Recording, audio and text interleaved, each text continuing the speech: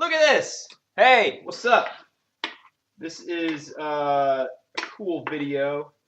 It's just like I have a few friends that ask me when and how in the world do you put kale and like those really thick, hard to eat greens in your diet? How in the world do you cook it?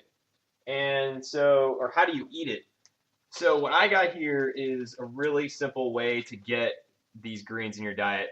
So background, kale, mustard greens, bok choy, and I guess cabbage too.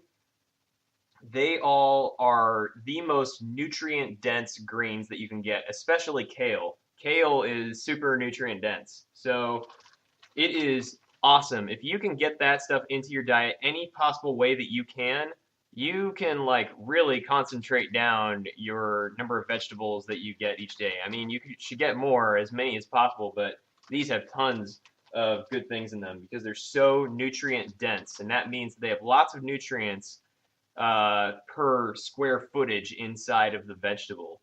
So if you look at something like cereal, for instance, that's not nutrient dense because there's just not all of the like good little micronutrients in it and vitamins and antioxidants and things like that. So those would be nutrient not dense. So these are nutrient dense ones. They would be calorie dense because they got lots of calories in their stuff. So this is nutrient dense. Try to put this stuff into whatever you possibly can. So here's how I do it. I just take any dish at all. I mean, this is simple. This is just like a Trader Joe's fettuccine Alfredo. So I'm looking at this and I'm like, well, it's kind of liquidy, and so I can saute, or not saute, but it's sort of like just cook this stuff into it. But any possible way that you can put this stuff into a dish, just do it. So I have this. This is mustard greens, and I just cut them up really, really. I don't know. They're probably about that big, but when they're that big, then they're a good size. I don't know, something that you can eat, that you can fit in your mouth. So I cut them up like that, and then I just stick it in here. And I mean, really, there's nothing magic about it. I just incorporate them into all of this, and I mean, I just heat it up. And when this stuff is heated, they start to soften up. And when they soften up, then they're good. I mean, it works. It's fine. So they're edible that way. And that's it. It can't be any more simple than this. It's just so simple. That's all it is. And you just wait until the stuff wilts down and it's soft and you're ready to eat it. So that's how you get. I mean, it's like that's how you get these good vegetables into your diet.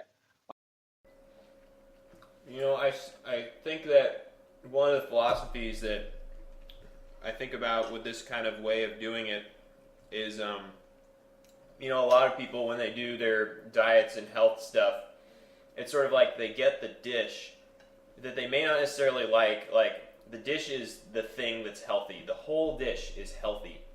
And then what they do is they have to add something to it to make it taste good, or you know, they add a little bit of something that's like sinful or whatever in order to make it palatable or taste good.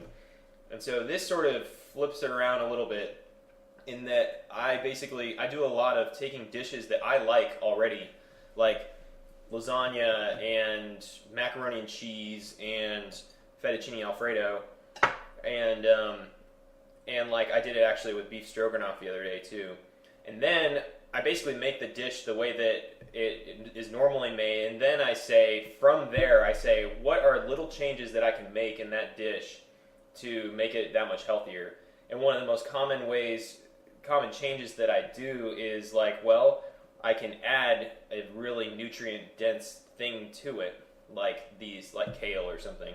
So I end up making macaroni and cheese, but before I like throw the macaroni and cheese in the oven to cook it, I was like, well, I bet I could add kale to that. And so then I just cut up kale really, really fine and just tossed it in with it, just like to be like, okay, and so now I got my nutrient dense stuff. And then with this, I was like, well, I bet I could add kale to that. And so, I mean, it tastes fine. It's completely like it barely registers on your palate. And I mean, mean, it's totally edible. And then like with spaghetti sauce, you can cut it up too, and then have sort of like a. I mean, you can. There are plenty of spaghetti sauces out there that have like spinach in it, and you can just put it in there. And so you basically, I mean, basically what you say is, I bet I could put kale in that, and you go ahead and do it. And so it's always good to have like a little plastic bag, like a Ziploc bag, just stuffed full of pre-cut up kale, so that it's like right there, ready to go for you to like. It would add seconds to the amount of time that it makes the dish for you to just toss in extra kale or mustard greens or bok choy or something. So if you just make your usual dishes and you just go, I bet I could add kale to that, then that's probably a good state of mind to be in to help you get some of your veggies in. So give it a shot. I mean, you can do the same thing with like freezer vegetables too. And it's just like, let's just keep making the dish the usual way, you know, like beef stew or something, and then say, hey, I bet you could throw some kale in there too, or hey, I bet you could put some broccoli in or some peppers in that, and like I probably won't even notice it, but it's in there, and now you got this whole load of vitamin C and nutrients and vitamin K and like, you know, all sorts of minerals and, you know, on and on, antioxidants and all that jazz. So that's how you do it. Give it a shot. All right. Bye.